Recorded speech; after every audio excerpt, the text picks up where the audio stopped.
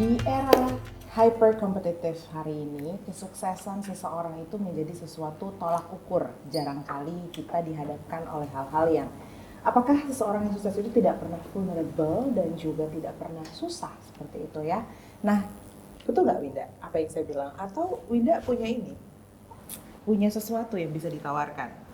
Kita akan menawarkan salah seorang hari ini untuk komentarin itu karena beliau ini adalah credible enough untuk ngejawab tadi narasi utama kita hyper competitive, oversharing dan flexing di mana-mana. Betul. Jadi kita akan ngelihat beliau adalah salah satu sosok yang saya kagumi dari saya masih remaja anyway. Oh, kamu udah gak remaja ya sekarang? Aku udah adulting. Adulthood aku itu tumbuh bersama beliau. Oh, oke. Ngelihat dia dari berbagai macam sisi, mulai dari host, aktor, penyiar. Kemarin juga nonton filmnya anyway. Oh wow. Kita tepuk tangan yang meriah buat Gilang Dirga. Terima kasih loh udah nonton filmku. Ya loh. Yang tidak seberapa itu viewers penontonnya. Down to earth. Down to earth. Enggak, kok emang beneran down filmnya. Kayaknya udah dapat tuh ngejawab tadi. Gimana untuk mereduce down tadi? Untuk mereduce down, jadi kalau yang aku sadari ya, jujur sebetulnya bahwa aku tuh secara pribadi berusaha untuk selalu jujur terhadap diri sendiri dan situasi yang terjadi.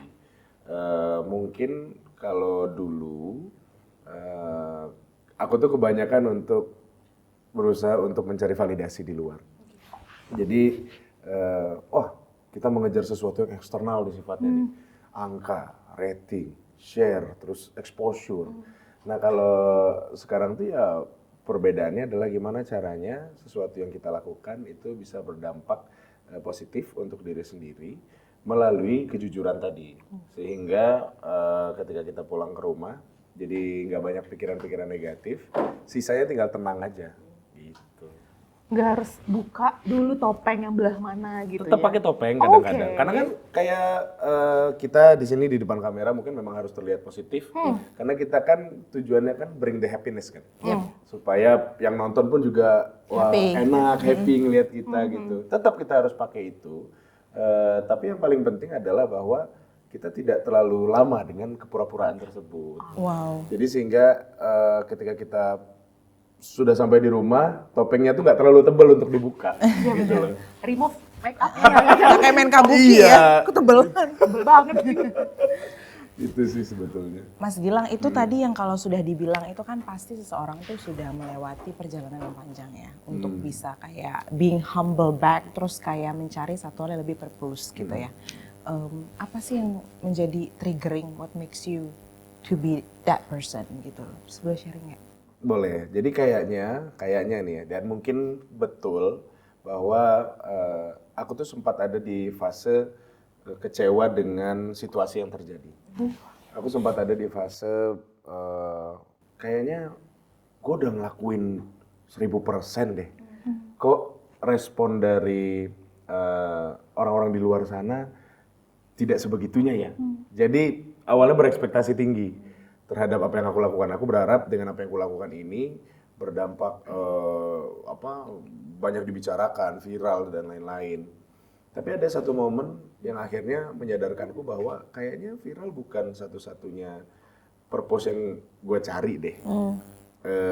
Ketika ada mungkin 1 dan 2 orang tidak melakukan apa-apa, bahkan ketika baru muncul tiba-tiba langsung naik.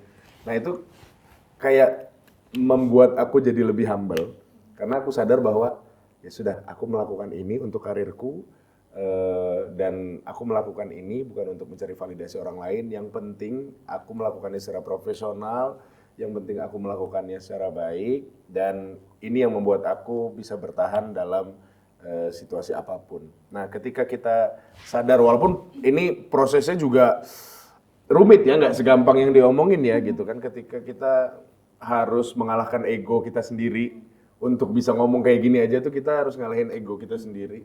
Nah ketika itu terjadi dan pelan-pelan menuju ke arah sana, ya alhamdulillah akhirnya aku menjadi orang yang lebih bisa menerima kenyataan dan lebih bisa untuk berdamai dengan situasi. Wow. Soalnya Gilang bisa ngomong itu sekarang versus yang zaman dahulu, itu bisa nggak sih dibandingin Gilang dulu ngelihat definisi sukses itu sampai dengan sekarang tuh ada perbedaan?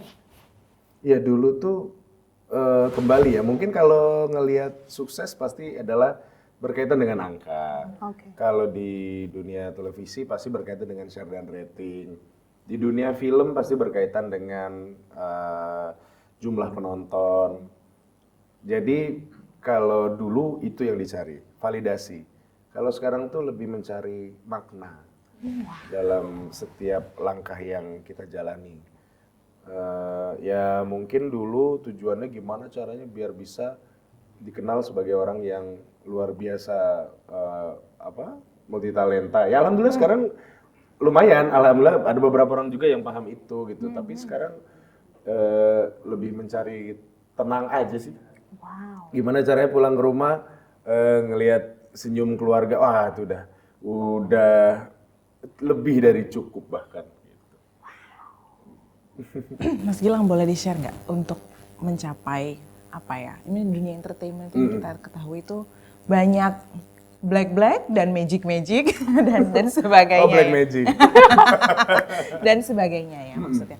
Tapi akhirnya untuk sampai ke titik itu apa sih yang paling motivate you? Maksudnya dalam artian despite of tadi ya ada turbulensi kejadian dan mungkin ada hal lain gitu. Ada. keluarga Jadi atau apa? yang bikin aku jadi semakin ingin merubah atau menjadi diri dengan versi yang lebih jujur itu adalah ketika waktu itu almarhum papa saya itu pertama kali kena serangan jantung.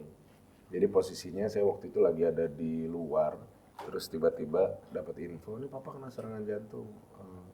Pulang dulu, oke pulang. Sampai di rumah papa waktu itu, akhirnya dibawalah ke rumah sakit terdekat. Karena kalau nunggu ambulans akan lama sekali, jadi dibawa dulu ke rumah sakit terdekat. Di situ saya tuh ngelihat aku apa gua nih yang main kayak tadi berubah mulut. Gak apa-apa, it's okay. Iya. Jadi aku tuh ngelihat waktu itu tuh papa dibantu untuk nafasnya segala macam. Nah, bayanganku tentang papa itu adalah sosok yang kuat, sosok yang nggak pernah menyerah. Kalau ada apa-apa dia lebih dulu ngebantu keluarga, runtuh seketika. Jadi kayak yang, wah, gue harus gimana nih? Selama ini beliau nih yang paling kuat. Tapi ketika melihat beliau di posisi itu, kayak, wah, jadi harus gimana? Nggak ada lagi yang bisa kita jadikan pegangan selain Allah nih gitu. Nah, sejak saat itu, ya alhamdulillah waktu itu beliau bisa melewati masa kritisnya, tapi memang sejak hari itu kondisi jantungnya sudah tidak bisa maksimal lagi. Dan akhir tahun kemarin ya papa harus berpulang. Jadi terima kasih. Jadi dari situlah awal mulanya aku nyadar bahwa dunia itu kalau dikejar nggak ada habisnya. Kadang di posisi-posisi tertentu kita nggak boleh lupa kalau kita punya Tuhan. Jadi sekuat apapun manusia, sehebat apapun manusia, kalau udah posisinya kayak waktu papa itu, yang diharapin kan cuma satu, pertolongan dari Allah Subhanahu Wa Taala. Terus dari situlah aku berpikir untuk dalam tanda kutip, gue mau matiin diri gue sendiri deh. Gitu. Gue mau coba untuk bikin gue mati sebelum mati gitu, dalam tanda kutip. Jadi aku coba untuk yang tadinya kalau ada mobil keluaran terbaru beli. Gitu.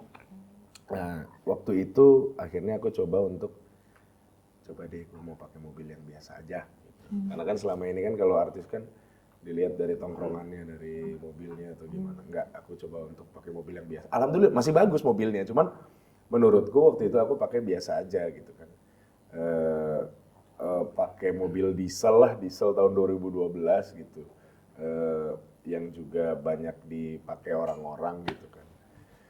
Nah, awal-awal sih ngerasa kayak, aduh gimana ya. biasanya nggak naik mobil ini nih gitu kan. Gimana ya, biasanya tuh keluar ketemu orang tuh pengen dilihat, oh bonafit nih orang nih, gaya nih, dengan tongkrongan yang berbeda. Nah, tapi secara perlahan ternyata itu yang membuat dan mengajarkan aku untuk sadar bahwa ya justru dari hal itulah nanti akan bisa terfilter sendiri mana yang bisa jadi teman lo, mana yang tidak melihat lo dari mobil lo, dari rumah lo, tapi yang dilihat itu currency-nya adalah otak lo gitu ibaratnya, dari cara lo ngomong. Akhirnya benar-benar justru yang aku takutkan ketika aku bertemu dengan orang nanti takut dibilang wah dia nggak bonafit, malah nggak ada, alhamdulillah orang respect aja. Nah jadi aku makin sadar, jadi selama ini gue nyari apa ya gitu kan. Kok ketika mencoba untuk merubah perspektif, orang jadi orang juga biasa aja gitu. Oh ya udah, berarti ya mungkin ini dunia yang bisa bikin aku lebih tenang, mati sebelum mati tadi. Dan itu memang tadi balik lagi diajarkan oleh waktu, diajarkan juga oleh situasi ketika ya apa seperti itu, dan aku sadar bahwa kita semua punya Allah, bahkan jasad punya Allah, nyawa punya Allah, jadi ya mau gimana lagi gitu kan. Mau sombong kayak gimana, orang semua punya Allah gitu. Wow. Titik nothing ya. Ya, titik Nothing ini penting. nothing Starting point-nya. Betul. Ya kan itu kan ngalahin gengsi kan. Iya benar. Kita kan gengsi banget nih pengen kelihatan. Ya nggak apa-apa juga, bagus juga pengen kelihatan cantik atau ganteng atau keren, nggak masalah gitu kan. Cuman kadang-kadang dengan kita kelihatan keren ada rasa sombongnya itu. Nah itu tuh yang harus menurutku untuk diriku sendiri harus dipangkas tuh yang gitu-gitu. Kayaknya bukan untuk Mas Gilang aja, ini juga titipan untuk audiens. Itu harus dipangkas kayaknya. Karena itu investasinya tinggi sekali. Betul. Iya, Itu mungkin ya. connect ke FOMO ya Mas. Itu FOMO. fenomena FOMO. Betul, Ini betul. sekarang masih banyak nih anak-anak muda dan generasi-generasi yang fear of missing out gitu.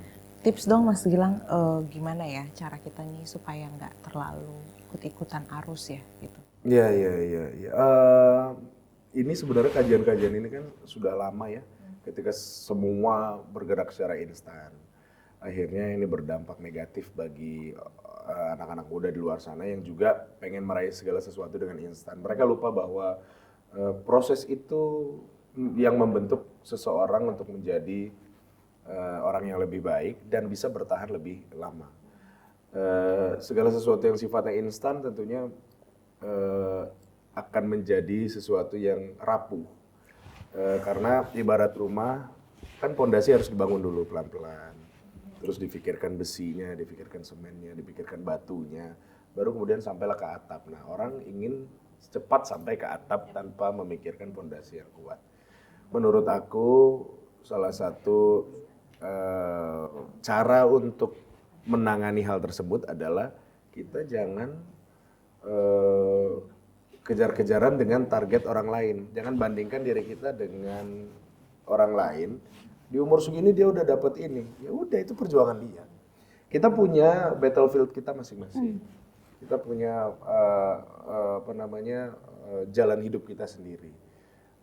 Ya cukup dengarkan motivasi kayak misalkan Colonel Sanders di umur berapa udah tua baru bisa begini. Stanley begini-begini terkenal begini. Ya udah biarin aja gitu. Kita punya jalan hidup kita masing-masing. Selama kita melangkah maju, jangan takut karena berarti kita melangkah di jalan yang insya Allah benar. Tapi jangan lupa juga untuk sertakan Allah dalam setiap kegiatan. Gitu. Jadi jangan bandingkan target kita dengan target orang lain. Berjuang sendiri aja, perang sendiri aja. Gitu. Perang sendiri aja. Nah, perang sendiri ini adalah salah satu key driven utama yang saat ini lagi kita coba gali ulang. Masalah kecepatan tadi, FOMO itu kan irisannya sangat dekat sama yang namanya reaktif. Jadi apa-apa tuh sumbunya pendek, apa-apa gampang banget, hate comment, you name it gitu. Selama ini kan pasti nggak semua orang suka sama kita. Gimana caranya Mas Gilang untuk mitigate? Negativity itu menjadi satu hal yang oke, ini kritik tapi membangun, cuman jangan terlalu membuat kita jadi mental breakdown gitu. Iya. Ya disitulah perlu peran serta dari orang-orang terdekat ya. Peran serta dari teman-teman, dari keluarga. Aku tuh pernah mengalami fase di mana ikut pilkada. Ketika pilkada kan pasti ada black campaign. Nah, black campaign itu nyerangnya itu nggak main-main. Diri sendiri, kadang ke keluarga, kadang ke masa lalu kita, sesuatu yang mungkin udah kita kubur dalam-dalam dibuka kembali. Jadi ya yang diperlukan adalah memang circle kita sendiri. Kita harus pilih circle yang betul-betul bisa mensupport kita untuk menjadi pribadi yang lebih tenang. Jadi bicara soal reaktif, ya jawabannya jangan terlalu reaktif. Tapi lebih berusaha untuk gimana caranya memilah mana yang kira-kira perlu untuk dijawab atau yang hanya perlu dilihat saja, hanya yang perlu dilus dada, istighfar aja. Dulu aku reaktif. Kalau ada yang kira-kira nggak menyenangkan, langsung kita counter. Gimana caranya nih orang harus merasakan sakit dari kalimat yang telah dia lontarkan. Ya gitu kan kayak I kill you one, you kill me one, I kill you twice gitu ya. Dendam, dendam. Ya, dendam gitu. Udah akhirnya coba untuk menempuh jalur hukum. Ternyata lebih lama prosesnya. Lebih lama prosesnya, uang keluar lebih banyak. Terus kayaknya kalau kayak gini nggak selesai-selesai deh. Ya udahlah, cukup kalau perlu dijawab, kalau tidak perlu didiemin aja. Anggap aja ini kayak lagi mencuci dosa kita. Iya lagi benar kan? Makin orang ngomongin kan diambil tuh dosa kita buat dia gitu. Tapi dalam hati tetap awas loh ya di akhirat nanti gue tagih loh ya. Gitu. Tetap manusiawi Iya. Manusiawi banget.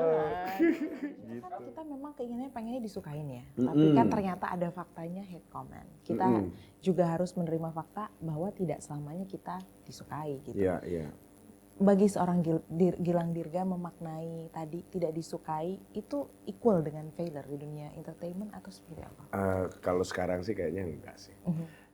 Gini, kita juga harus tahu bahwa yang kita lakukan itu selama di dunia entertainment itu apakah membuat televisinya atau mungkin produsernya lah yang ada kita anggap sebagai jenderal di situ suka atau tidak. Kalau menurut mereka biasa saja, berarti ini jadi indikator juga buat kita bahwa itu bukan sebuah failure. Bisa jadi ini salah satu bentuk intrik lah yang membuat akhirnya netizen di sosial media reaktif terhadap apa yang terjadi.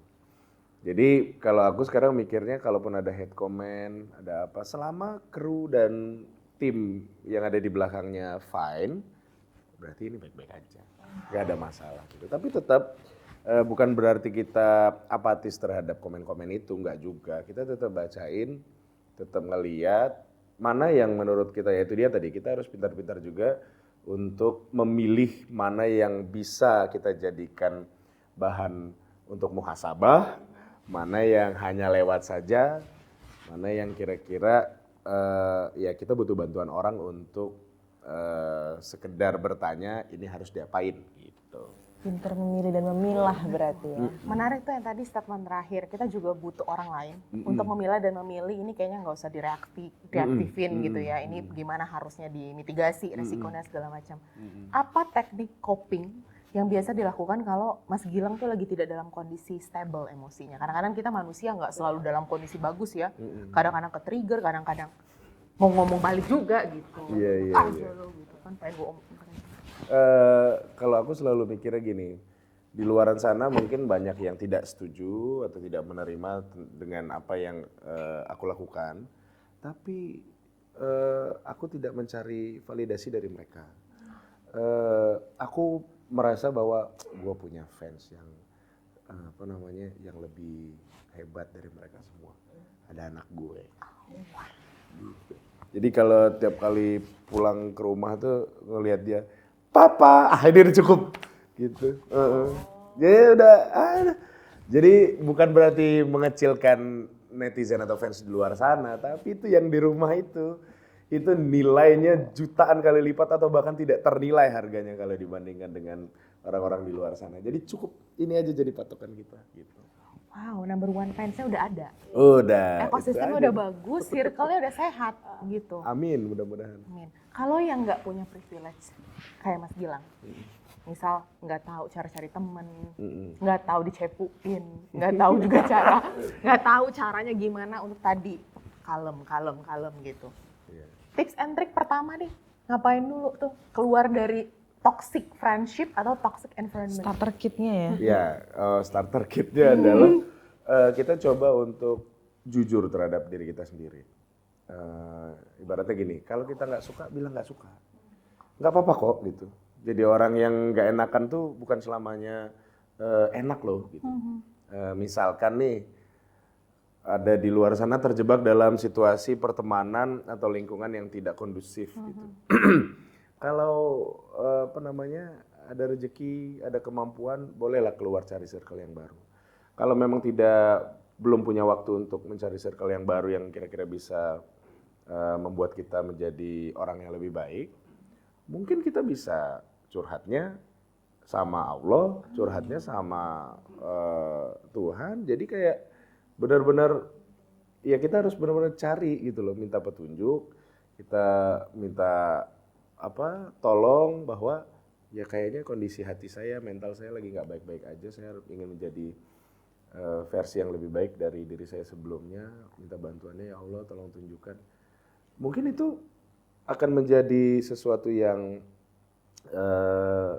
akan lebih bisa menenangkan diri kita. Yang paling penting adalah jujur terhadap diri sendiri. Aku tuh dulu kalau, ya ini dari hal kecil lah, kalau ada yang mau pinjam uang segala macam, kita nggak enak kan. Ya udah deh, pinjam gitu. Nah, sejak itu aku mulai berani untuk bilang enggak. Gitu. Mungkin terlihatnya keras atau kejam atau pelit, nggak apa-apa. Kalau mood gue lagi bilang enggak, gue mau ngikut mood gue. Oh iya bener. Enggak. Kalau tapi bukan berarti kita nggak mikirin dia gitu kan. Kita juga kalau misalkan nih orang udah berkali-kali nih pinjem mulu, nggak balik-balik nih gitu kan. Ya sesekali enggak gitu. Dan bahkan ada pernah sudah kejadian. Boleh spill, ini menarik nih kayaknya, menarik banget. Ya gitu. Jadi ada kejadian tuh. Akhirnya aku bilang juga karena ini orang cukup intens lah gitu ya, pertemanannya gitu kan. Akhirnya aku bilangin, lu tuh ngomongin gua seperti gua tuh ATM buat lu. Nah lo. Ada momen gitu tuh kayak, bisa nggak? Gua akan lebih ikhlas untuk ngasih lo duit kalau lu nanya ke gua bukan ada duit apa enggak, tapi lu nanya ke gua, Lang ada kerjaan nggak buat gue? Gua akan lebih ikhlas untuk ngasih lo. Gua akan bilang ada, walaupun nggak ada pekerjaan, pasti gua bilang ada gitu. Dan gua lebih enak ngasihnya. Iya benar. Dibandingkan setiap kapan waktu WA ada duit ya, gitu. Nah, jadi berani untuk bilang enggak, berani untuk nolak, berani untuk apa? Ya dari urusan duit itu salah satu contoh dari sekian banyak lah gitu. Ada cerita apa sih? Menolak dengan cara yang Elegan dong. elegan, betul. Kadang nggak elegan juga, gua kadang-kadang masih gini ada nggak ada. Gitu. Langsung aja ya. Iya langsung aja, Pikirin bodo akhirnya amat aja. dibilang pelit segala macam. Nggak ada buat lo, maksudnya gitu, nggak ada buat lo, nggak ada. Nggak ada buat lo. Terus kalau misalkan ada yang bilang katanya nggak ada tapi liburan, katanya nggak ada beli mobil, ya ada duitnya buat gue. Iya, gitu. benar. Bukan buat lo. Aduh enak banget ya gitu. Ada keuangan gue. Iya, gue emosi banget ya. Kayak Winda punya ini ya, Kita punya similar story, tapi kita story. nggak perlu sampaikan. Ramadan. Iya Ramadan. Mas Gilang itu POV sebagai seorang Gilang Gilit ya. Kalau tadi kita back to tadi kan sekarang kan sudah mengarah ke keluarga. Kalau untuk mengeducate anak untuk have that type of sense lah bisa kita katakan. What do you do? Aduh bingung ya, karena kadang-kadang itu kita berusaha untuk ngajarin anak tapi ternyata kita yang belajar gitu. Terus kalau untuk ngasih tahu dia mana yang benar, ya intinya aku berusaha untuk menjalani atau menjadi orang yang versi yang lebih baik dulu, supaya outputnya itu tidak terasa seperti dibuat-buat. Oke. Jadi mulai dari kita dulu, baru kemudian ngajarinnya jadi enak. Ini nggak boleh gini, ini begini, ini begini. Sesuai dengan apa yang kita jalani, karena aku percaya anak-anak itu pasti mencontoh apa yang dilakukan. Dan ya mungkin akan melakukan apa yang dinasihatkan, tapi nggak sebesar mencontoh apa yang dia lihat langsung gitu kan. Makanya aku berusaha memperbaiki diri sendiri dulu, baru kemudian biar bisa dilihat anak tuh enak gitu. Untuk menjadi seorang Gilang Dirga ternyata banyak ya perjalanannya ya. Iya dong, nggak semuanya tentang happy. Karena Yes. kalau lihat di media sosial kan itu It's all semuanya about adalah happiness. tentang angle. Yes. Iya, framing. bener. Angle framing, bener. Angle framing gitu kan. Nah, Gilang Dirga di behind the scene yang nggak diposting di media sosial. Kapan waktu terbaik untuk bicara sama diri sendiri? Waktu terbaik untuk bicara sama diri sendiri itu kapanpun sebenarnya. Aku tuh kadang, maaf ya, kayak ini mungkin ya, kayak orang gila kali ya. Kadang-kadang tuh kalau lagi diem sendiri ngomong sama diri sendiri. Ini tuh gimana ya? Ini begini. Ya. Atau kadang-kadang cuma sekedar misalkan lagi lihat video, kalian suka gitu nggak sih? Jadi kalau lihat podcast gitu, ada pertanyaan, kalian tuh menjawab dengan versi kalian sendiri hanya Yang untuk sekarang gitu sekarang ya. nih Nah. kalau gue jadi dia gue akan jawab gini nih, gitu. Terus ada juga beberapa momen kayak misalkan lagi sendirian atau bahkan di mobil gitu kan, ya kita merefleksi diri kita sendiri, ngomong sama diri kita sendiri kayaknya gue kurang ini ya gitu. Ada bahkan nggak jarang juga aku ngaca terus. Ini menurutku salah satu momen yang emosional buat aku, ngaca terus cuma bilang, maaf ya kalau aku terlalu keras sama kamu, maaf kalau kamu harus melalui hal ini kadang sendirian, tapi kalau bukan kamu siapa lagi. Jadi bismillah, kita berjuang lagi ya, kita kuat lagi ya gitu. Ada momen-momen kayak gitu, karena banyak momen aku tuh ngerasa kayaknya gue harus memaafkan diri gue sendiri deh. Kayaknya gue harus benar-benar juga mensupport dan ya jujur terhadap diri sendiri itu penting. Dari tadi sih aku ngomong jujur mulu ya, tapi ya kayaknya memang itu sih highlight hidup aku gitu. Tapi kan emang nggak mudah ya jujur sama diri itu, memaafkan trauma dan juga luka-luka masa lalu kan it's not easy. Dan memang tapi berdasarkan scientific, orang yang suka ngomong ke kaca itu it's not crazy. Sebenarnya dia itu justru cerdas, Mas. Bukan NPD kan? Bukan, hah? Enggak, kita nggak bisa mengatakan NPD hanya karena dia ngomong di kaca ya. Iya kan aku hanya memastikan. Aku pastikan jalan pendek ya guys. Iya. Benar. Bukan ya? Bukan. Beda salah. Beda sayang, beda. Terakhir ya, daripada kita ke NPD-NPD-an, nanti jadi panjang. Mas Gilang, terakhir ini Ramadan 2026, memaknai Ramadan di tahun ini on your new version nih, bisa kita katakan gimana? Iya, Ramadan tahun ini sedikit berbeda. Papa udah nggak ada, lalu kemudian Mama udah sendiri, anak sudah mulai paham, sudah mulai banyak nanya. Jadi aku memaknai Ramadan tahun ini itu sebagai step untuk aku menjadi versi yang lebih baik lagi dari sebelumnya, memperbanyak ilmu, memperbanyak wawasan, karena kan saat ini juga aku men-challenge diriku sendiri untuk tetap waras dalam tanda kutip dengan berkuliah lagi, menambah kegiatan-kegiatan yang positif di luar sana. Jadi dan yang paling penting adalah fokus terhadap proses, bukan fokus terhadap hasil. Wow. Gitu.